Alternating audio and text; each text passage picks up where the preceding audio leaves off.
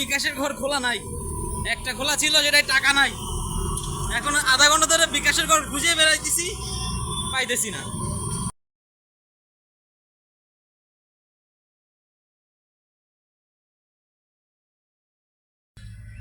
আসসালামু আলাইকুম, good afternoon, welcome to my new vlog.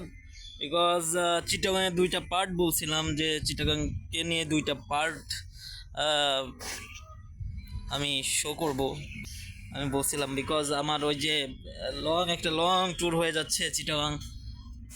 কিন্তু একটা খারাপ ব্যাপার যে আমি ঘুরে দেখাইতে পারলাম না, বিকজ আমরা তো অফিসিয়াল ট্যুরে আসছি। যদি পার্সোনাল ট্যুরে আসতাম সো আমি এটা দেখাইতাম। এখন অফিসিয়াল ট্যুরে আসছি যেহেতু, সেহেতু আমার ওই সময়টা নাই যে আমি গিয়ে দেখাবো। বাট ট্র্যাকে থাকতে থাকতে ট্র্যাকের অফিসিয়াল কাজের ফাঁকে ফাঁকে যতটুকু করা যায় ততটুকু করতেছি। এই 48 ঘন্টা হতে গেল, 48 না 52-56 ঘন্টা হতে গেল যে আমরা ট্র্যাকের ভিতরে স্টে করতেছি, জার্নি করতেছি।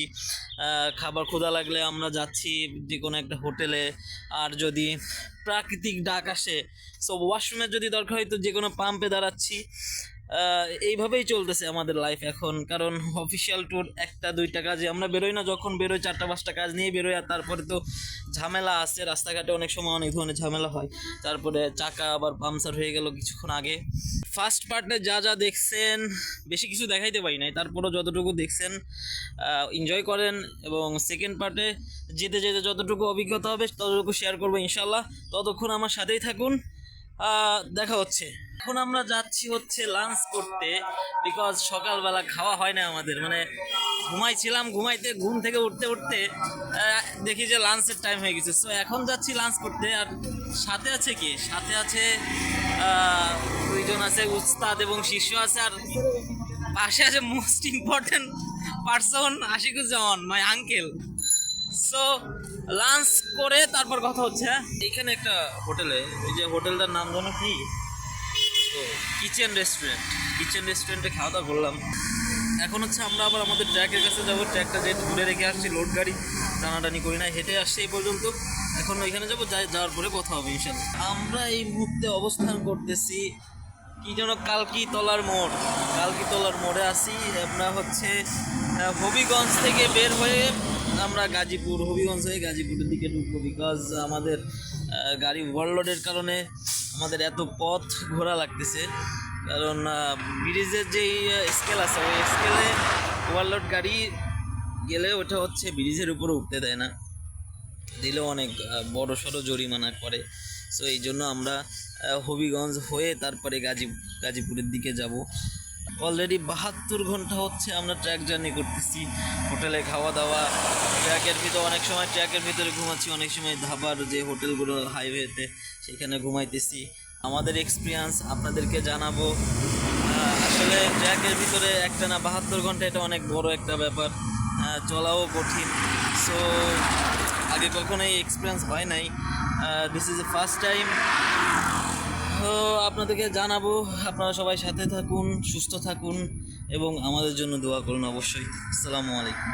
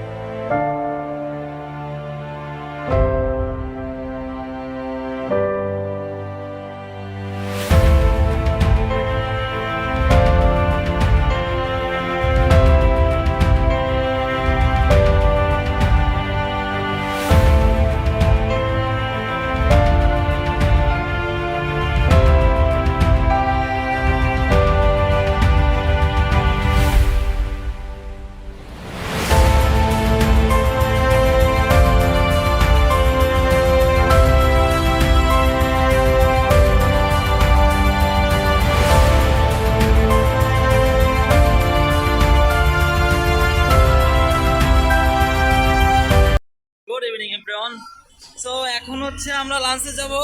আর লাঞ্চের জন্য তো টাকা দরকার, কিন্তু আমাদের কাছে টাকা নাই। বাট ফোনে টাকা আছে।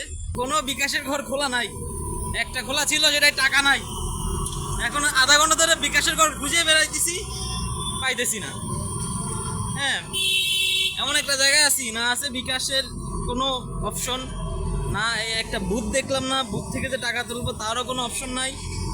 এখন হচ্ছে আপনার নরসিংদীতে আছি, আর কথা মতো আমি যেটা বলছিলাম যে টাকা উঠানোর পরে আমরা খাইতে যাবো। সো আমরা একটা বিকাশের ঘর পেয়ে গেছি, আর ওইখান থেকে আমাদের দরকারি কিছু টাকা আমরা উঠাই নিছি এবং হচ্ছে আমরা আপাতত খাবো। খাওয়ার পরে হচ্ছে আমরা ইনশাল্লাহ রওনা করবো। আর এবারে যে রওনা হবে এটা হচ্ছে বিরতিহীন রওনা, মাঝখানে কোথাও থামবো না, একমাত্র যদি কিনা কোনো সমস্যা হয়, তাছাড়া মাঝখানে কোথাও থামবো না। আমরা এখান থেকে খাওয়া দাওয়া করবো, খাওয়া দাওয়া করার পরে আমরা আল্লাহর নামে ইনশাআল্লাহ রওনা করব।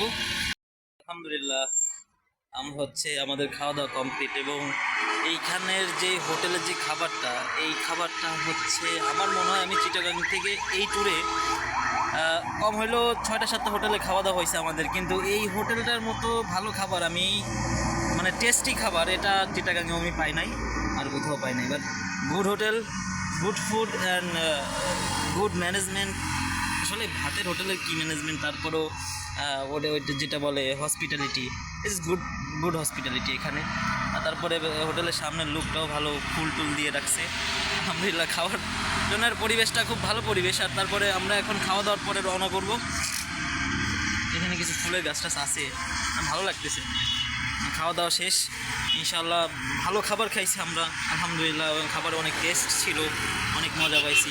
আমাদের যে ড্রাইভার সাহেব আছে সে তো বসে আর উঠেই নাই, ঠিক আছে। আর আমার চাচা আশিকের কথা কি বলবো।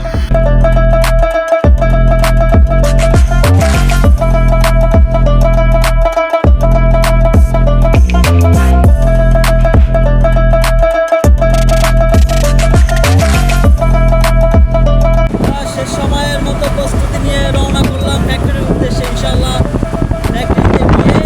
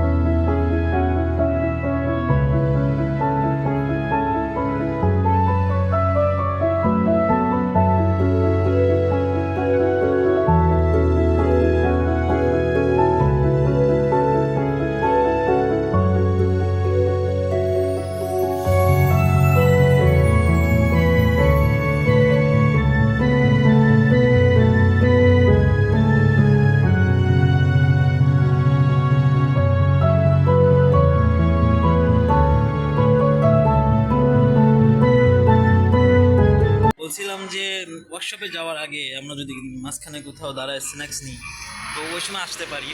সো আমরা হচ্ছে এখন একটা পাম্পে আছি, পাম্প নাম তুরাগ। আমরা হচ্ছে এখন তুরাগ পাম্পে আছি। তো আমাদের পাম্পে দাঁড়ানোর কারণ কিন্তু তেল নেব না, আমাদের পাম্পে দাঁড়ানোর কারণ হচ্ছে আমাদের গাড়ির চাকা গরম হয়ে গেছে, যেহেতু লোড গাড়ি, সো চাকা গরম হতেই পারে। এই জন্য চাকাকে ঠান্ডা করার জন্য আমরা পাম্পে দাঁড়াইছিলাম ওই সামনে ওইখানে। তো এখানে দেখি চাচা মুড়ি বানাচ্ছে, সো আমরা একটু মুড়ি খাইতে আসলাম। তো আলহামদুলিল্লাহ ভালো, খারাপ না। আর বাকি কথা ওয়ার্কশপে গিয়ে হবে ইনশাআল্লাহ। আসসালামু আলাইকুম, গুড মর্নিং এভরিওয়ান। সো আমি চিটাগাং থেকে আসছি একদিন হয়ে গেছে। আমি যেদিন রাতে আসছি ওই দিন আমি আর ভিডিও করি নাই, কারণ হচ্ছে বা আপনাদের কাছ থেকে সাইডে শব্দ হচ্ছে, কারণ আমি ফ্যাক্টরিতে আসছি, এই জন্য আমি আন্তরিকভাবে দুঃখিত।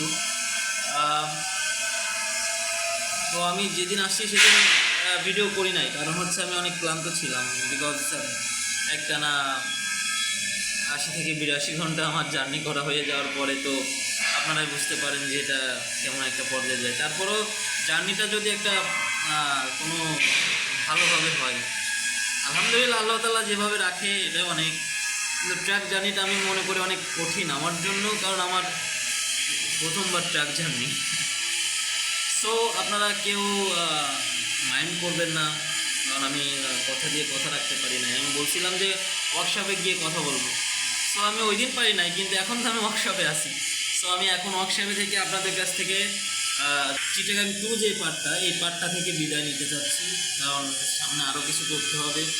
ইনশাল্লাহ কাল পরশু হয়তো আমরা কুমিল্লাতে যেতে পারি অথবা জাফলং যেতে পারি, কারণ আমার কিছু পাথরের পোহা লাগবে আমার ফ্যাক্টরির জন্য, আর প্লেটও কিনতে হবে কিছু। তো যেখানে যাব আপনারা সাথে থাকবেন, আপনাদের জন্য ভিডিও বানাবো, আপনারা আমার সাথে থাকেন, ভিডিও এনজয় করেন, যতটুকু পারি আপনাদেরকে দেওয়ার চেষ্টা করতেছি।